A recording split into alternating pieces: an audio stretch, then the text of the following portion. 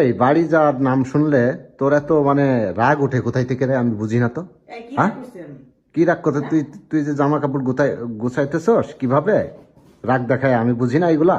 হ্যাঁ, আর বাড়ি যাওয়ার কথা শুনলেই তোর মেজাজ গরম হয়ে যায়। আমি বুঝলাম না। ঠিক আছে, বাড়ি গেলে একটু শ্বশুর শাশুড়ি সেবা করা লাগবে, একটু কাজ করা লাগবে। ঠিক আছে, এইভাবে তুমি বাড়ি যাইতে চাও না? আমি কি বুঝি না? আমি কি জানি না কিছু? হ্যাঁ, মেজাজ দেখাও না। ঠিক আছে, মেজাজ দেখাও না। বাবার বাড়ি যাওয়ার সময় তো এরকম করো না।